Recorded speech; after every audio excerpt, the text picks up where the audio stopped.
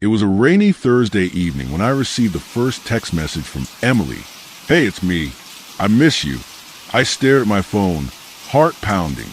Emily had died 6 months ago in a car accident. We had been together for 5 years, and her sudden departure left a void I couldn't fill. Seeing her name flash on my screen felt like a cruel joke. I hesitated before replying. "Who is this?"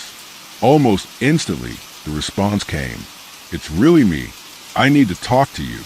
I felt a chill run down my spine. Was someone playing a sick prank? I had deactivated her phone line after the funeral. How could this be happening? I decided not to respond further that night. Sleep was elusive, my mind racing with possibilities. Over the next few days, the messages continued. "Remember our trip to the lake? The one where we got caught in the rain? I still have the necklace you gave me." Each message referenced personal moments only Emily and I shared, details no one else could possibly know. I confided in my friend, Mark, about the messages. "Maybe someone hacked her old account or phone," he suggested. "Could be a glitch or something." But deep down, I knew this was different. The messages felt real. One evening, I received a voice note. With trembling hands, I played it. "Hi, it's me." Emily's voice echoed. "I don't have much time. They're watching. I need your help." The voice was unmistakably hers. Panic set in. Who were they? What did she mean? I tried calling the number, but it was disconnected. Desperate for answers, I began researching similar occurrences. I stumbled upon forums discussing electronic voice phenomena and messages from beyond. One story mirrored mine closely. A man receiving Facebook messages from his deceased girlfriend. Determined, I visited a local medium. She listened intently as I recounted my experiences. "Spirits can sometimes use electronics to communicate," she explained. "But if she's reaching out, it means she's not at peace." She offered to conduct a seance to contact Emily directly that night. In a dimly lit room filled with candles, we attempted to reach Emily. "Emily, if you're here, give us a sign," the medium called out. Suddenly, my phone buzzed. A new message. "They're coming. Help me." The medium's face turned pale. "This is dangerous. Something is trying to cross over." A gust of wind extinguished the candles, plunging the room into darkness. In the following days, the messages grew darker. "You left me. Why didn't you save me?" I was consumed by guilt and confusion. Then one message stood out. "Find my diary. The truth is there." I remembered Emily's old diary, tucked away in our attic. Dusting it off, I began to read. Entries detailed her fears, suspicions of being followed, and mysterious figures she referred to as the Watcher. The final entry read, "If anything happens to me, know that it wasn't an accident." Piecing together the diary entries, I realized Emily had been stalked. The car accident might not have been accidental after all. I approached the police with this new information. They reopened the case, and after weeks of investigation, a suspect was arrested, a man obsessed with Emily, who had tampered with her car. The messages stopped after his arrest. Epilogue. Though justice was served, the experience left me changed. I often wonder if Emily's spirit reached out to guide me to the truth. Every time it rains, I think of her, and sometimes, I feel my phone buzz with a message that isn't there. It all started on a rainy Thursday evening, 6 months after the funeral. I had just gotten back from work, soaked to the bone and exhausted. I tossed my keys on the counter, shrugged off my wet coat, and flopped onto the couch. My phone buzzed from my back pocket. I pulled it out and glanced at the screen. One new message from Alex. I froze. Alex Hadley was my best friend. He died in a horrific car crash last October. His vehicle crushed beyond recognition beneath a collapsed bridge during a storm. I had identified the body. I had stood beside his grieving parents. I had delivered the eulogy. And now there was his name, his number, a message. "Hey, it's me. I miss you." My stomach dropped. I stared at the screen, waiting for it to disappear like a glitch, a ghost in the system. But it stayed. I hesitated, hands trembling. Maybe someone had spoofed his number. Maybe it was a prank. Or maybe, I replied, Who is this? The response came immediately. It's really me. I need to talk to you. I sat up straight. That wasn't funny. Not even close. If this is a joke, it's sick. Don't text me again. No response. I turned the phone off. That night, I couldn't sleep. Every creak of the house made me jump. The sound of rain tapping against my window felt louder than usual, rhythmic, almost like fingers drumming.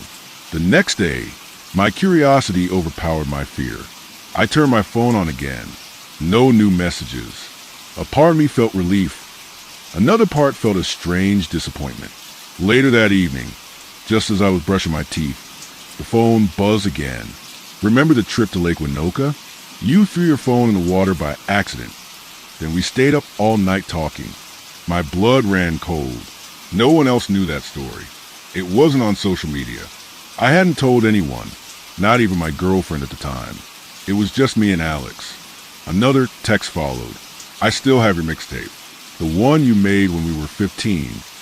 I staggered to the couch and sat down, heart pounding. I didn't respond this time. I simply stared at the screen, watching 3 dots appear and disappear. I called his number. This number is not in service, said the automated voice. I called again. Same result. A message came while I was still holding the phone. Please don't ignore me. Something's wrong. That night, I dreamed of Alex. He stood at the end of a long hallway, drenched in rain, trying to speak, but his mouth was sewn shut. 3 days later, I got something new. A voice note. The icon blinked at me like a tiny heartbeat. I tapped it. Hey, came a distorted voice. It's me. I don't have much time. They're watching. I need your help. Please. My hands shook as I played it again. The voice was unmistakably Alex's, raspy, urgent, but undeniably his. I forwarded the audio to Mark, a mutual friend who had known Alex since college. That's him, Mark said immediately. That's his voice. Where the hell did you get this? When I told him, he looked pale. This is messed up, man. Like real haunted house shit. We decided to dig deeper. Mark had a friend, Jenna, who was into paranormal research. She agreed to meet us. At her place, we played the audio again. She used some software to analyze it. No splices, she said. No synthetic frequencies. If this is fake, it's done way beyond normal capabilities. She looked at us, serious now. This might actually be EVP, electronic voice phenomena. She handed me a list of locations with alleged spiritual activity. If he's reaching out, he's stuck. You need to find out why. The text continued over the next week. They became desperate. They're getting closer. Please find the truth. Then came the most chilling one yet. Find my diary. The truth is there. I remembered a dusty old box Alex had kept at our shared college apartment. It had been moved to my attic when he passed. I rummaged through it and found a black leather notebook with his initials. Inside were pages filled with half-legible entries. He had been paranoid. He believed he was being followed, that someone was watching him for weeks before the accident. There's a black car outside again, 3rd night in a row. I hear tapping on my window at night, even on the 2nd floor. The last entry read, if I die, it was an accident. It's them. They're coming for me. And maybe for you too. The pages reeked of fear. But none of this had ever been reported. Jenna suggested we visit a medium, someone sensitive to spirits. Her name was Claire. Her house smelled of incense and dust. She held Alex's diary and asked me to place the phone on the table. Close your eyes, she said. Focus on him. The room grew cold. Suddenly, the phone vibrated. He's here. Claire gasped. He's trying to cross, but something is holding him back. She went still, listening. He says, the bridge was an accident. Someone wanted him dead. Someone he trusted. The next message appeared. Don't trust Mark. I stared at the screen. Mark? My best friend since middle school? But then I remembered something. Mark had borrowed Alex's car the week before the accident. He had access. I met Mark the next day. I didn't mention the message. Hey, you remember borrowing Alex's car last year? I asked casually. He stiffened. Yeah, just once. Why? Just weird how it had brake issues after that. You think you might have messed something up? His face paled. No. Why would you ask that? Then my phone buzzed. He's lying. Mark noticed the message. His eyes narrowed. Is that from Alex again? I nodded. He stood abruptly. You need to stop this. You're messing with things you don't understand. The next day, Mark disappeared. His apartment was abandoned. Police found his passport missing. He had fled. Alex's case was reopened. Forensic investigation found tampering on the brake lines. Mark became a person of interest. The final message came a week later. Thank you. I can rest now. Then nothing. No more messages. No more voice notes. Just silence. I visited the bridge where he died, stood in the rain and whispered my goodbyes. Something changed in me after that. I still jump at random buzzes on my phone. Still expect to see his name. But I also sleep easier, knowing he got justice, knowing he reached out from the other side, and I answered. It was supposed to be a peaceful weekend. I'd rented a small cabin in Vermont to escape the noise of New York City. Just me, the woods, and the sound of rain tapping on the roof. No emails, no calls, no stress. But on the second night, I got a text message that shattered that peace. The rain was coming down hard. I was curled up with a book and a mug of cocoa when my phone buzzed. Unknown number. You left me to die? I blinked. The number wasn't saved, and I didn't recognize it. I laughed nervously and texted back. Wrong number. Instantly, another message arrived. Asterisk. You know who this is, Darren. You watched it happen. My stomach turned to ice. No one called me Darren. Not since college. And only one person would ever say something like that. Toby. But Toby had died 10 years ago on a stormy night like this. And yes, I'd watched it happen. College was a chaotic blur. Toby, my roommate and best friend, had always pushed things too far. Dares, drugs, dark places. The night he died, we were exploring the old power plant on the edge of campus. It was Toby's idea, of course. He brought an old spirit box, convinced the place was haunted. I remember the static, the wind, and the way the building creaked like it was alive. Then Toby fell. A rusted catwalk gave way. He plummeted 2 stories, landing with a sickening thud. I tried to reach him, but the beam above groaned, and I ran. I told the cops I couldn't find him. He was reported missing.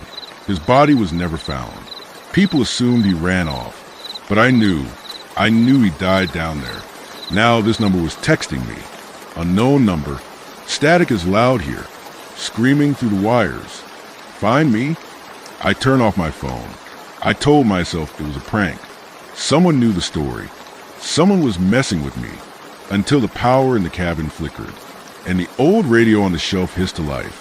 The radio buzzed and crackled. Through the static, I heard my name. Darren, help? I staggered back. My phone buzzed again. Don't turn away again.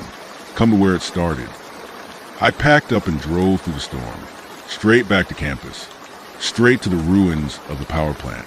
The place was sealed off, condemned, but the old tunnel behind the library still led there. Inside, the plant was darker than I remembered. The smell of rust and mildew was overwhelming. I found the broken catwalk, the beam Toby had fallen from. Below it, I saw something I never expected. A cell phone, covered in grime, still blinking. I picked it up. The screen lit up. You found me.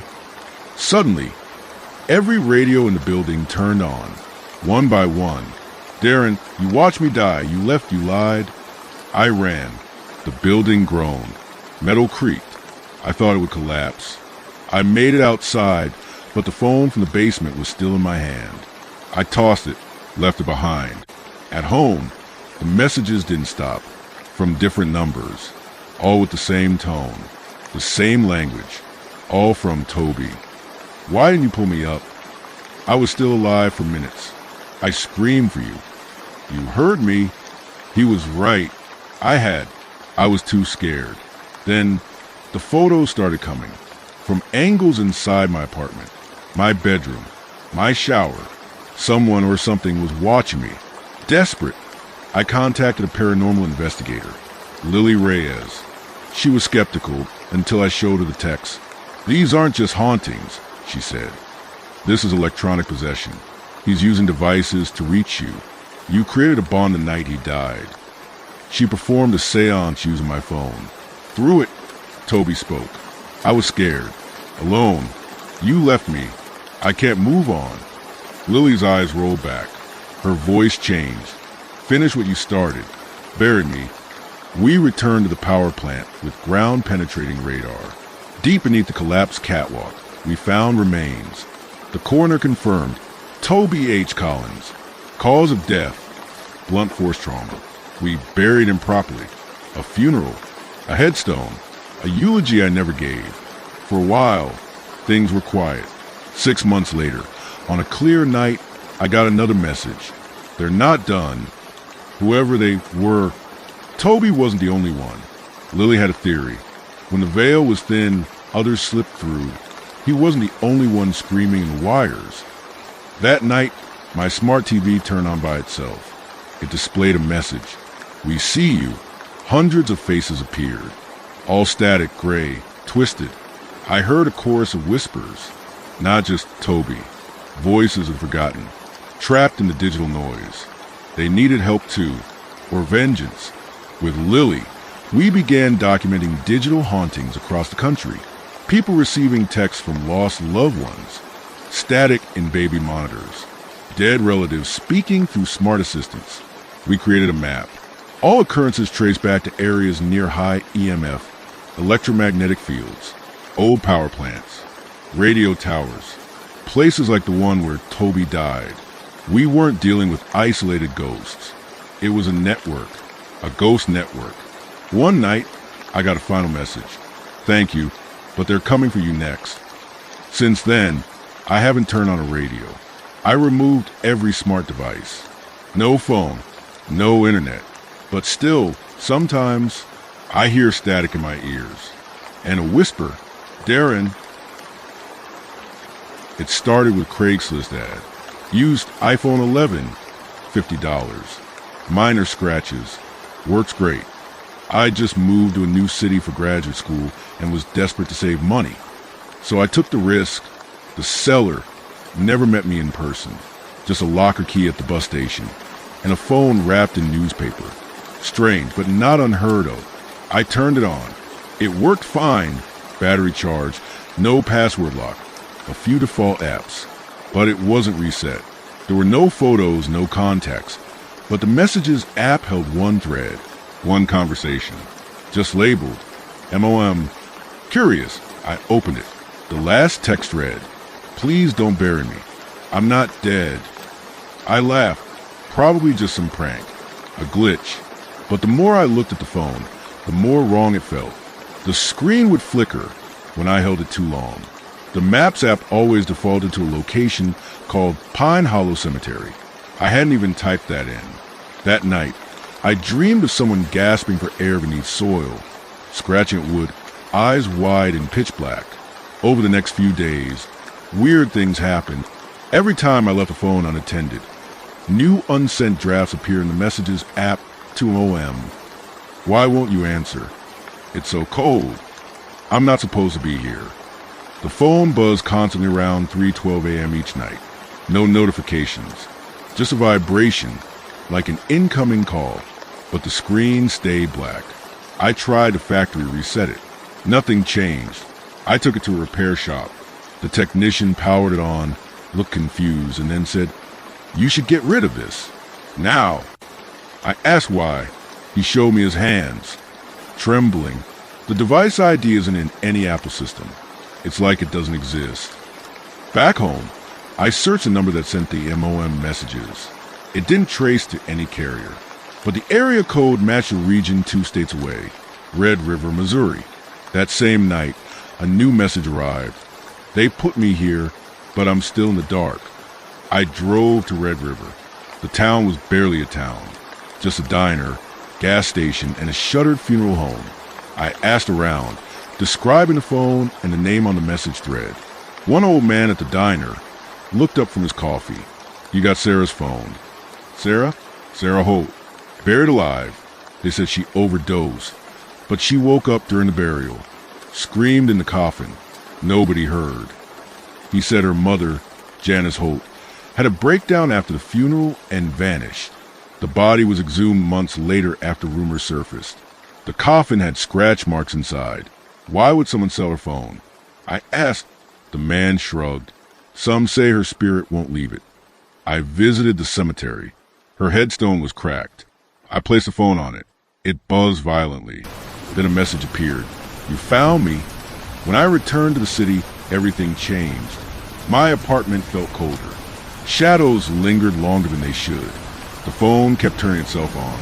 Sometimes it would play voicemail recordings, nothing but shallow breathing and faint crying. One morning, I woke up to find dozens of new photos in the gallery, all taken while I slept. Some from the foot of my bed, one just inches from my face. I smashed the phone with a hammer. The next night, my laptop started buzzing. The same messages appeared on the screen. "You can't break what's already dead." Desperate, I contacted a local paranormal researcher named Lydia Chong. She agreed to run diagnostics on the phone, which somehow was whole again when I returned home.